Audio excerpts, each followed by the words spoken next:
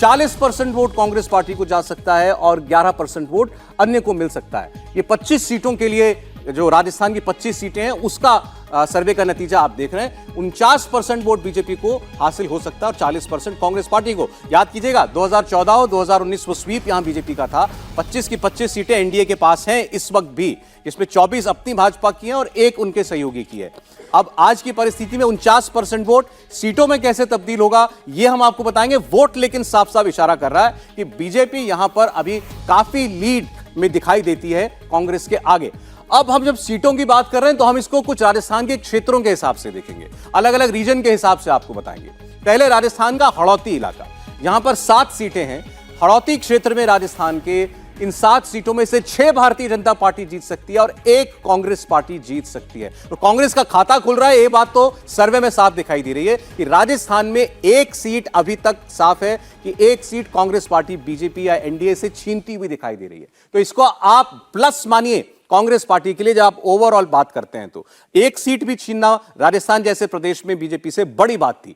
अब अगला मारवाड़ का इलाका, मारवाड़ के रीजन में भी 7 सीटें हैं। यहां 2 सीटें कांग्रेस को मिलती हुई दिखाई दे रही हैं। 5 सीटें बीजेपी, 2 सीटें कांग्रेस। अभी तक आप देखिए इन 14 में से राजस्थान की 4 सीटें बीजेपी को, 3 सीटें कांग्रेस पार्टी को जाती हुई हमें दिखाई दे रही है। यानी कुछ नुकसान बीजेपी को 19 की तुलना में राजस्थान में होता हुआ दिखाई दे रहा है। मेवाड़ की 8 सीटें क्या बताती हैं? मेवाड़ की 8 सीटों में से 7 सीटें जो हैं वो बीजेपी जीत सकती है, 1 सीट कांग्रेस पार्टी और निकाल सकती है राजस्थान से। बीजेपी 7, कांग्रेस पार्टी 1 मेवाड़ में। तो ये आपके सामने सभी राज्यों, पूरी 25 सीटों का जो सर्वे है वो हम रख रहे हैं। अब शेखावटी इलाके के का हाल देखते हैं। यहां पर 3 सीटें हैं। यहां पर बीजेपी तीनों की तीनों सीटें जीत सकती है। कांग्रेस पार्टी को 1 भी सीट मिलती हुई नहीं दिखती शेखावटी रीजन में। लेकिन आप ओवरऑल अगर देखेंगे तो कांग्रेस पार्टी पिछली बार की तुलना में यहां से बीजेपी से सीटें छीनती हुई दिखाई दे रही है। ओवरऑल 21 भाजपा, 4 कांग्रेस। जो 14 में और 19 में बीजेपी या एनडीए 25 और कांग्रेस 0 होता था, वो आज बीजेपी 21 और कांग्रेस 4 हो सकता है। तो सीधे सीधे 19 का जो गणित था उसमें बीजेपी -4 कर दीजिए, कांग्रेस +4 कर दीजिए। राजस्थान में 21 सीटें स्वीप ही है, लेकिन बीजेपी का 19 का परफॉर्मेंस नहीं है। ये यहां कांग्रेस पार्टी डायरेक्ट फाइट में 4 सीटें बीजेपी से छीन सकती है। यह हमारा ओपिनियन पोल बता रहा है। संजीव श्रीवास्तव साहब, 21-4 बीजेपी कांग्रेस राजस्थान। नहीं, मुझे लग रहा है कि ये नहीं, बस संजीव जी से पूछा। संजीव जी, बिल्कुल पॉसिबल है। इससे भी ज्यादा देखिए, 21-4 भी हो सकती है, 18-6 भी हो सकती है, 17 से। बहुत कुछ इस बात पे निर्भर करेगा कि नवंबर के इलेक्शंस में क्या होता है विधानसभा में।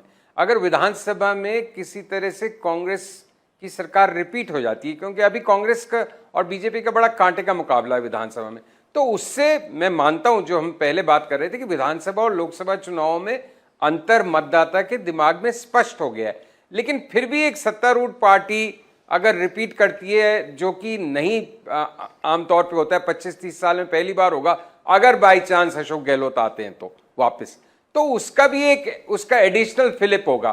तो अभी जो 21-4 दिख रहा है वो 20-5 भी हो सकता है, 19-6 भी हो सकता है, मुझे नहीं मालूम। लेकिन डेफिनेटली ये भी बात सही है कि prime minister Modi number 1 choice रहेंगे प्राइम मिनिस्टर के लिए, तो वो आंकड़ा heavily weighed in favour of BJP रहेगा।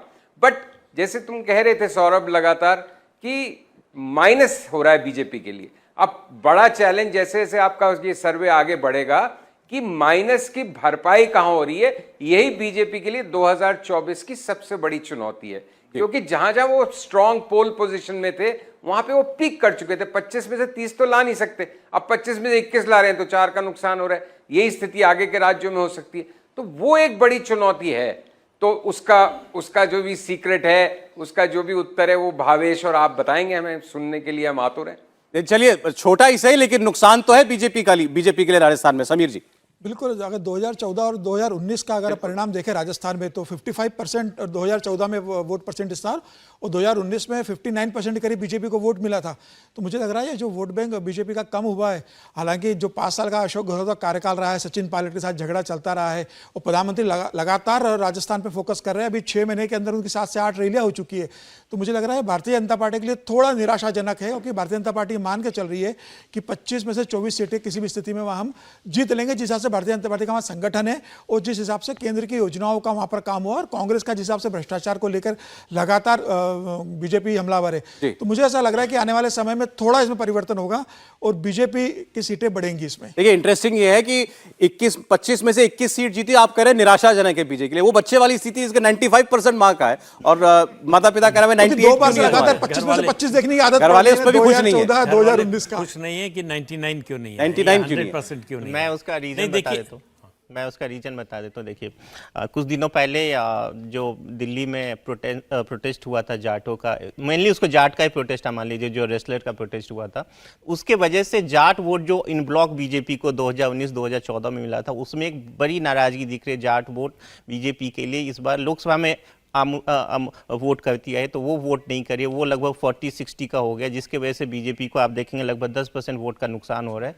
जिसके वजह से बीजेपी की ये 4 सीटें जा रही है। हालांकि ये अभी की ग्राउंड रिपोर्ट है, नोबडी नोज कि अब ये अगले 6-8 महीने में क्या होंगे। जी प्रदीप जी। नहीं, हम ये कह रहे हैं कि पिछले चुनाव में जाट वोट काफ़ी हनुमान बेनीवाल ले गए थे। ऐसा नहीं कि बीजेपी को बहुत ज़्यादा पर अलायंस थी ना सर। हाँ, अलायंस थी, हनुमान बेनीवाल और बीजेपी की अलायंस थी। हाँ, तो इसलिए जो है ये जो 2104 है, देखिए लगातार तीसरी बार 20 से ऊपर सीट 25 में, ये निश्चित रूप से अपने आप में उपलब्धि है। लेकिन वो जो संजीव जी बात कर रहे हैं, मैं उसी बात को आगे बढ़ा रहा हूँ कि ये जो सीटें कम हो रही हैं उसकी भरपाई कहाँ से होगी? अगर नहीं होती है तो बीजेपी 300 के नीचे आएगी। अगर किसी और राज्य से इसकी भरपाई होती है तो फिर बीजेपी के लिए बहुत ज़्यादा चिंता की बात नहीं होगी। लेकिन ये निश्चित रूप से चुनौती है। आप एवरेस्ट पर पहुंच तो सकते हैं, लेकिन वहाँ टिक कर रह नहीं सकते, वो बड़ा मुश्किल होता है। तो आप शिखर पर पहुंच गए हैं, वहाँ टिके रहना लगातार वो बहुत बड़ी चुनौती होती है, जिसका सामना बीजेपी का। देखिए इसमें एक ट्रेंड और है, 14 और 19 के आप चुनाव का नतीजा देखेंगे, अगर तो स्वीप किया, सारी सीटें जीती एनडीए ने, बीजेपी ने राजस्थान में, वो तो है। 14 से अपना वोट बढ़ाया था 2019 के अंदर, लेकिन भावेश के सर्वे में दिख रहा है कि 19 की कंपैरिजन में 10% वोट बीजेपी का राजस्थान में कम हो सकता है, 59 से 49% वोट। इस ट्रेंड को भी हमें देखना चाहिए। हर्षवर्धन जी। नहीं, अगर ये ट्रेंड है तो निश्चित तौर पर भारतीय जनता पार्टी को नुकसान होगा, जो सर्वे में दिख रहा है। लेकिन एक चीज थोड़ा सा इसमें मुझे नहीं समझ में आ रही, भावेश जो उसका जवाब देंगे तब मैं आगे इस पर टिप्पणी करूंगा। जो 11% अदर्स हैं, क्योंकि वहां पर राजस्थान में कोई ऐसी और फोर्स है नहीं, अगर कोई फोर्स बनने की कोशिश कर रही तो पहुंच नहीं पाई।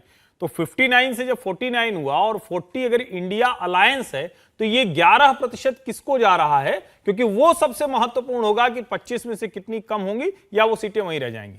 मैं बता देता हूँ, देखिए कई बार क्या होता है, जो अभी के फिलहाल में कई लोग कहते हैं कि अभी चलो बहुत अर्ली है, बाद में बताएंगे, तो उसमें 2-3% ऐसे वोट होते हैं लगभग हर एक स्टेट में, जिसको अदर्स में काउंट करते हैं, non committal vote. Yes, non committal, जिनका अभी डिसाइड नहीं होता है, तो उनको हम लोग ये मान के चलते कि वो अदर्स में उनको, हालांकि आप देखिए फर्स्ट पार्टी और सेकंड पार्टी के बीच में कितना बड़ा गैप है, तो वो एक बड़ा फैक्टर होता है। दूसरा जो आपने कहा कि और कौन सी पार्टी, देखिए जो हनुमान बेनीवाल की जो सीट है, उस वहाँ पे उनको एक अच्छा खासा वोट में, हालांकि वो सीट नहीं निकाले, पिछली बार जो सीट है वो कांग्रेस मतलब कोई और जीत रही है, लेकिन जो वो पार्टी है, उसके बाद बीएसपी भी है वहाँ पे, उसके बाद वहाँ पे आप देखेंगे पिछली बार असेंबली में देखेंगे 16 इंडिपेंडेंट कैंडिडेट जीते थे वहाँ पे। भारतीय ट्राइबल पार्टी भी है।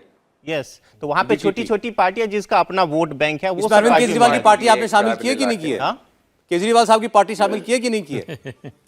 मेरे ख्याल से अभी केजरीवाल जी जब अनाउंस करेंगे कि मैं वहां चुनाव लड़ रहा हूं, उसके बाद ही फैक्ट फाइंडिंग हो सकता है। ठीक है, मैं ये इसीलिए पूछ रहा था, जब चुनाव एनडीए बनाम इंडिया अलायंस होगा तो यकीन मानिए कि और ज्यादा शार्प पोलराइजेशन होगा। इतनी ज्यादा गुंजाइश नहीं रहने वाली है कि 10 से 11% वोट कहीं चले जाएं।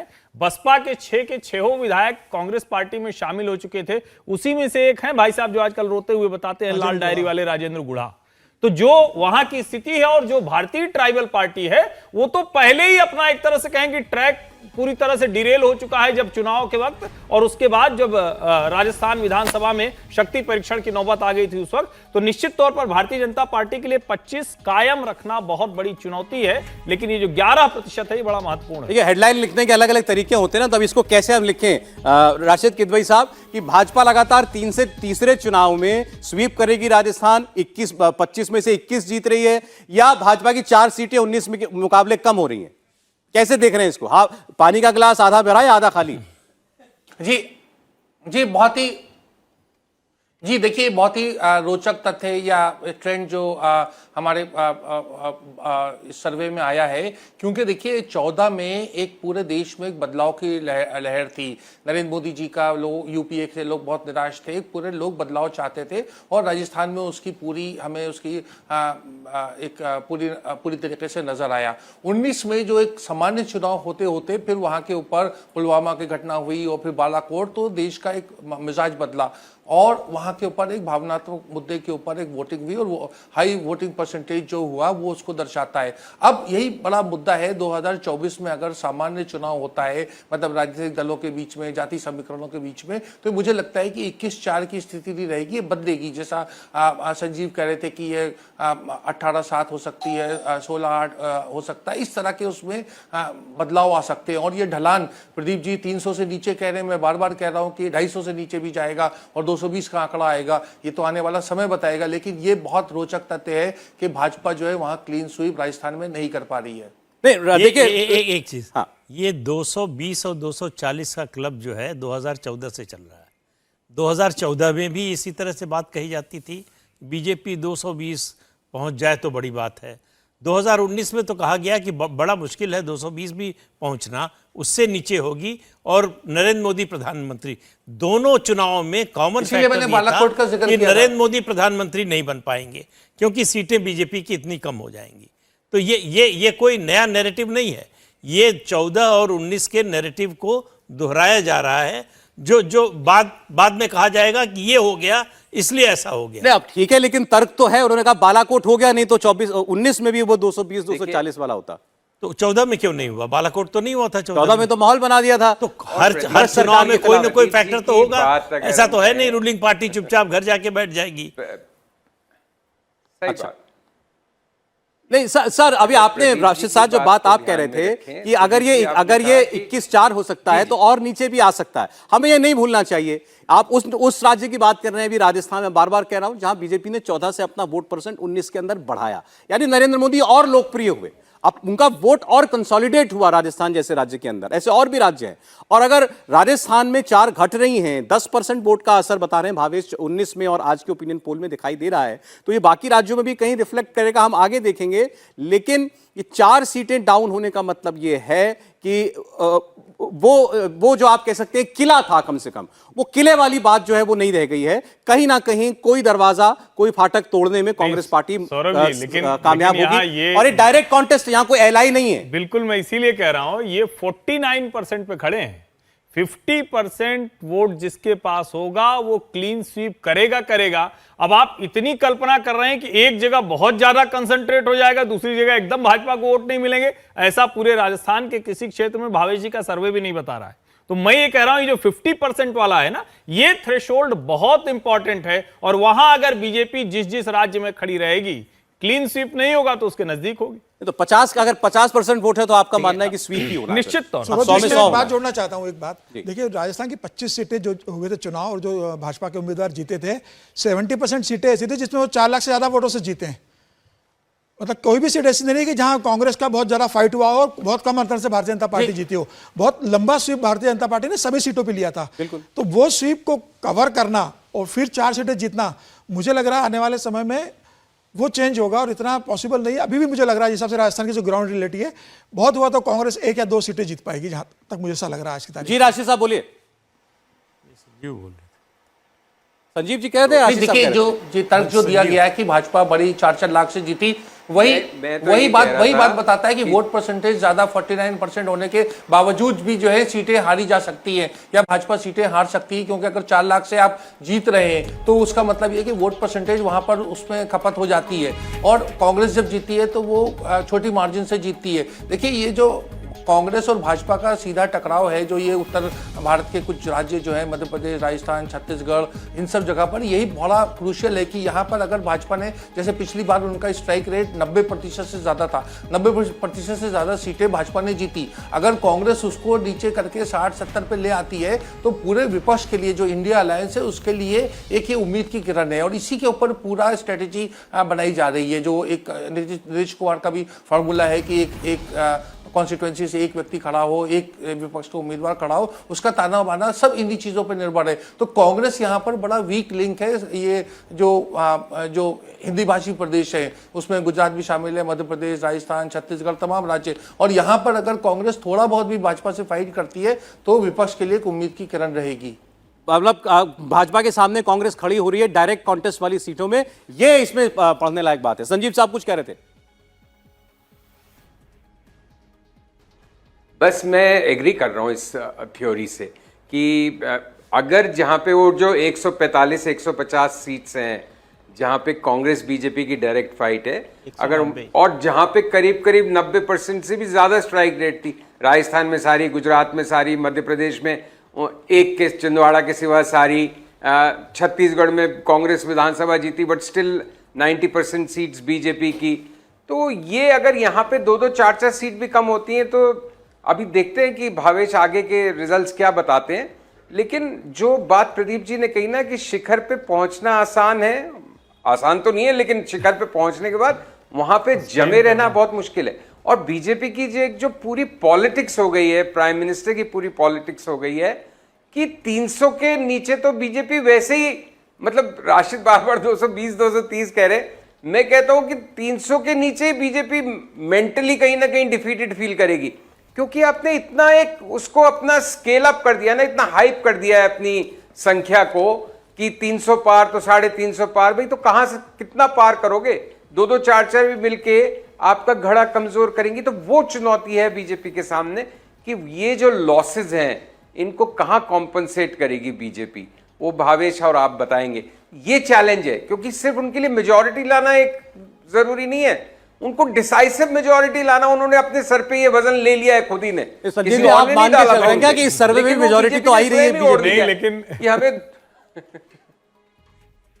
नहीं, मैं नहीं कुछ मान के चल रहा, मैं तो इंतजार में हूं भाई। 200 आप 25 साल बाद करीब, राजीव गांधी के बाद पहली बार क्लियर मेजॉरिटी की आई 2014 में, 2019 में और रिपीट हुई, लेकिन क्लियर मेजॉरिटी की बात नहीं होती, 300 पार और उसके पार। तो वो भी एक वजन अब ओढ़ के चलना पड़ रहा है भारतीय जनता पार्टी को, जो एक्सपेक्टेशंस का वेट अपने सपोर्टर्स और स्वयं के लिए उन्होंने बना लिया है लास्ट 9-10 साल में कि हमेशा बेटर करना है। तो बेटर भी नहीं होता तो वो भी एक किस्म की मॉरल हार हो जाती है। नहीं, संजीव जी जो बात कह रहे हैं कि 300 के पार की का बोझ लेकर चल रही है बीजेपी, एक और बोझ लेकर चल रही है।